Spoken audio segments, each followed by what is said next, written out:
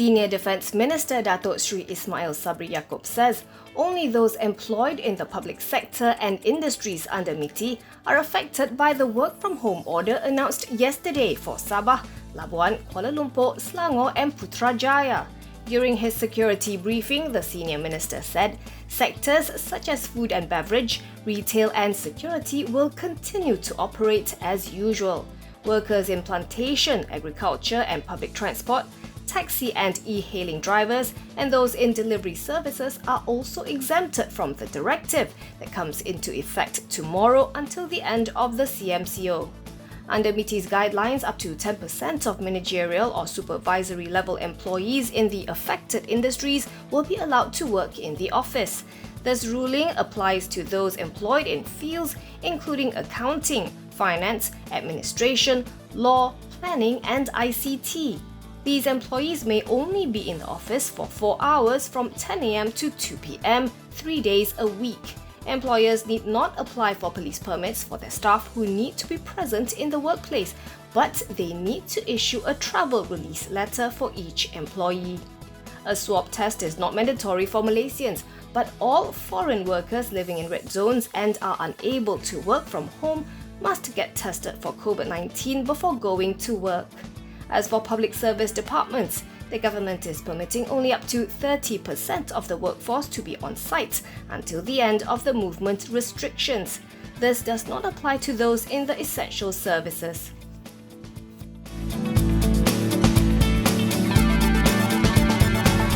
MIDF Research has upgraded its rating of the glove sector to positive from neutral, as it is defensive and, at the moment, recession-proof.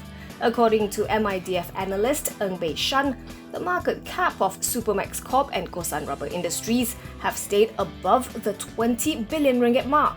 As such, she believes they are likely to be included as component stocks of the FBM KLCI in the upcoming FTSE review in December, which could increase the weightage of glove counters on the composite to 30% to 40% from about 15% currently, based on the market caps of the top 4 glove makers listed on Bursa.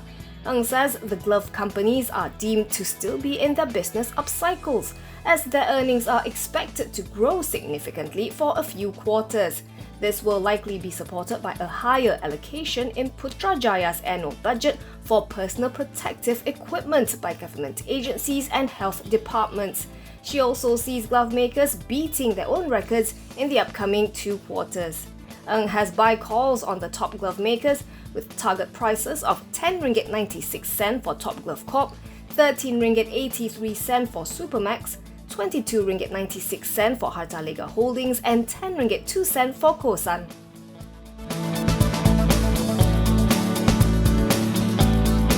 The FBM KLCI finished in negative territory for a second straight day, dragged down by glove stocks which dominated Bursa Malaysia's top losers. At 5 p.m, the benchmark index closed 18.57 points or 1.23% lower at 1,492.4, with market breadth remaining mostly negative with 754 losers versus 374 gainers.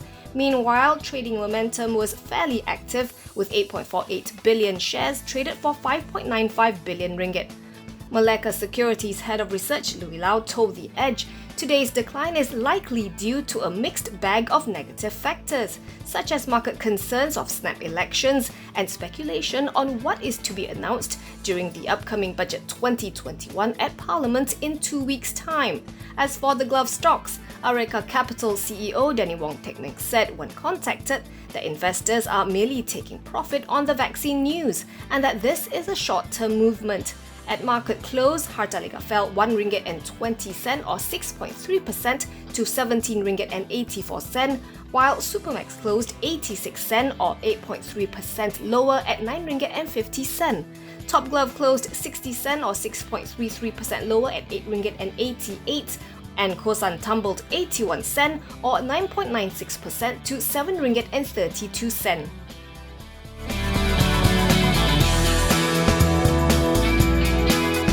The Miami-Dade Board of County Commissioners in the US state of Florida has reportedly approved an interim contract of up to $14 million or 58.03 million ringgit with Gunting Group and Meridian Infrastructure North America Corp.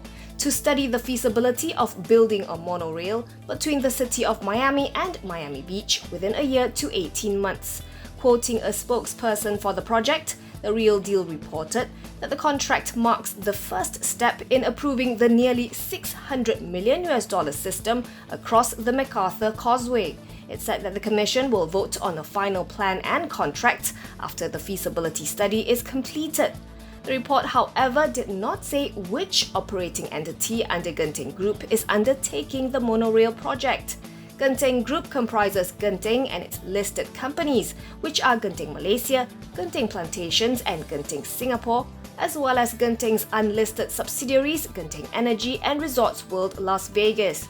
It is believed that the monorail project is undertaken by one of Gunting Malaysia's operating entities.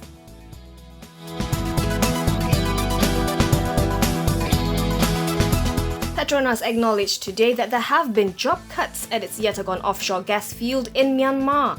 The national oil firm said this is part of a review of its business portfolio and operations due to the current grueling market conditions.